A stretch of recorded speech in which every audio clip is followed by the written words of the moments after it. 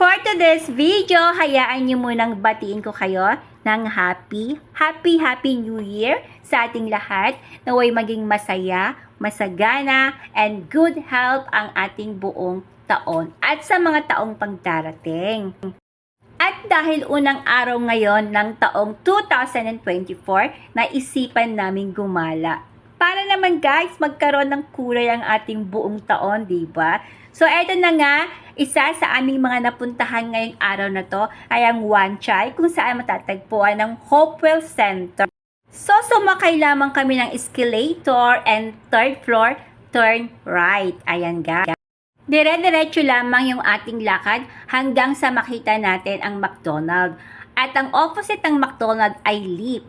Piliin lamang natin guys ang 17 at pumasok tayo sa Leap na yan at i-click natin ang 17th floor.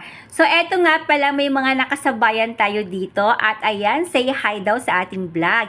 And finally, andito na tayo sa 17th floor at ang bubungad sa atin ay ang giant Christmas tree at ang naggagandahan at nagmamahalang chandelier, o diba? At paglabas natin ng Leap guys, turn right, lakad ng konti hanggang sa makita natin yung Grand Buffet. Diyan tayo papasok dahil nandyan ang Leap kung saan papunta tayo sa exciting part. At kung sa tingin mo, ikaw lang yung excited sa part na to, nagkakamali ka dahil mas excited pa yung mga kasama mo. So eto na nga guys, kami nasa loob na. At eto na nga yung exciting part kung saan nasa loob tayo ng Leap at dahil glass lamang ang sinasakyan nating Leap, so makikita natin guys ang buong paligid. Lalong-lalo ng baba, so kung ikaw ay may takot sa heights, I advise you na wag kang pumunta rito o wag kang sumakay na mag-isa ka lang. Mas kailangan mo ng kasama guys para just in case may alalay sa'yo, o diba? Dahil hindi mo maiiwasang kabahan dito at mapasigaw. Gaya na lamang ng mga kasama ko, ayan, sabay-sabay na nagsigawan, pero syempre kailangan mong tumigil, otherwise baka makita ka sa CCTV. Ganon, charot-charot. At syempre pa, huwag natin kalimutang kumuha ng pictures, videos, as a memories or a souvenir. So finally guys, andito na tayo sa 58th floor kung saan magbubukas na ang Leap at ang bubungad sa atin ay ang lobby nila. Ayan. So dito sa lobby guys, pwede kang umupo, pwede kang magpahinga, pwede kang mag-pictures, pwede kang mag-videos dito. Ikaw ang bahala, basta wag ka lang masyadong maingay.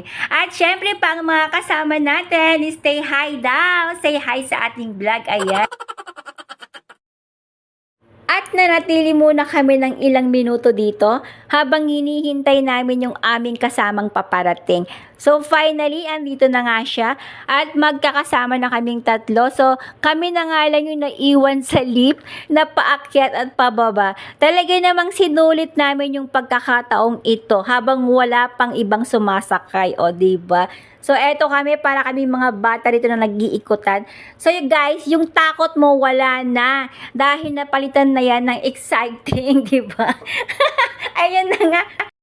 Kaya naman kung gusto mong maka-experience sumakay ng Observatory Leap at kabahan at ma-excite, ano pang hinihintay mo? Pumunta ka na dito sa Wan Chai at hanapin mo ang Hopewell Building Center. Ayan lamang, and bye!